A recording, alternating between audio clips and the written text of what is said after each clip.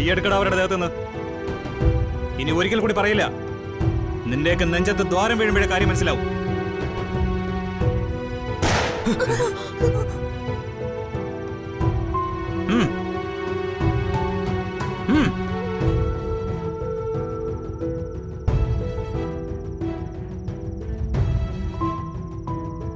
ഇനി വന്ന പോലെ മടങ്ങിപ്പോക്കോണം. നിന്നെയൊക്കെ അയച്ചവനോട് ചെന്ന് പറഞ്ഞേക്ക് അഡ്വക്കേറ്റ് വേണുഗോപാൽ വന്ന് രാധയെ കൊണ്ടുപോയിന്ന്. നിക്കണ്ട, വണ്ടിയെടുത്ത് വന്ന വഴിക്ക് വിട്ടോ. പൊക്കോ. ഇനി ഇവിടെ പരിസരത്ത് കണ്ടുപോരുത്.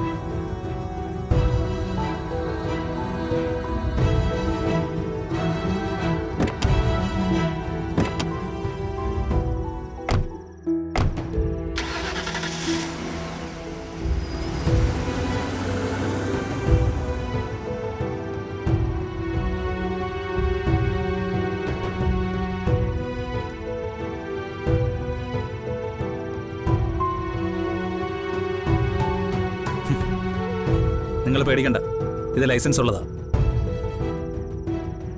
എന്തായാലും ഇങ്ങനെ ഒരു മുൻകരുതൽ എടുക്കാൻ തോന്നിയാൽ നന്നായില്ലേ? ഇനിയിപ്പോ താമസിക്കണ്ടല്ലോ, പോവാ നമുക്ക്. ഇല്ല, എനിക്ക് വരാൻ പറ്റില്ല വേണുവേട്ട. രാധേ, ഈ അവസാന നിമിഷം വാക്ക് മാറ്റുകയാണോ നീ? എനിക്ക് വേണ്ടിയല്ല, ഇത്രയും കാലം അഭയം നൽകിയ ഈ വീട്ടിലുള്ളവർക്ക് വേണ്ടിയാ. മുരളിയെ പോലീസ് കൊണ്ടുപോയിരിക്കുക. അതെന്തായെന്നറിയാതെ എനിക്ക് ഇവിടുന്ന് അനങ്ങാൻ പറ്റില്ല. നന്ദി കേടാവൂ അത്. അതൊരു ഫേക്ക് കേസാണെന്ന് നിങ്ങൾക്ക് മനസ്സിലായില്ലേ? അതിന്റെ പിന്നിലെ ബുദ്ധി കേന്ദ്രം മേഘനാഥൻ തന്നെയാണ്. കാരണം അവന്റെ ആളുകൾ ഇവിടെ വരുമ്പോ വീട്ടിലെ ആണുങ്ങളെല്ലാം ഇവിടെ നിന്ന് മാറണമായിരുന്നു. അധികം തടസ്സങ്ങളില്ലാതെ നിന്നെ ഇവിടെ നിന്ന് കൊണ്ടുപോവാൻ. എന്റെ ഊഹം ശരിയാണെങ്കിൽ അവരെ സ്റ്റേഷനിൽ നിന്ന് തന്നെ കുറെ കഴിയുമ്പോൾ വിടും. അതുകൊണ്ട് ആ കാരണം പറഞ്ഞ് രാധ വരാതിരിക്കരുത്. നോക്ക്, ഒരു ദേശം മുഴുവൻ കാത്തിരിക്കാൻ നിന്നെ. സുഭദ്രാമയെ ഓർത്തെങ്കിലും നീ വന്നേ പറ്റൂ. എന്റെ ആത്മാവിന് ശാന്തി കിട്ടണമെങ്കിൽ, നമ്മുടെ അച്ഛന്റെ ആത്മാവിന് ശാന്തി കിട്ടണമെങ്കിൽ നീ മനസ്സ് വെക്കണം.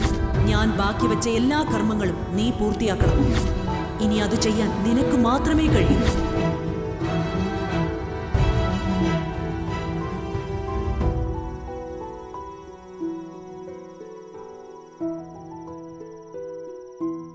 പൊയ്ക്കോട്ടെ ഞാൻ. നിങ്ങൾ ഇവിടെ നിന്നാ മതി. പോയവര് ഉടൻ തിരിച്ചു വരും.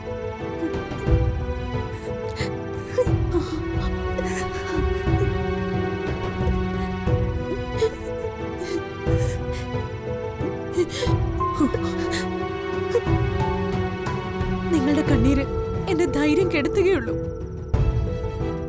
തൃപ്പങ്ങോട്ട രക്തമല്ലേ നമ്മള്. ധൈര്യമായിട്ടിരിക്കെ. പോവുകയാ ഞാൻ.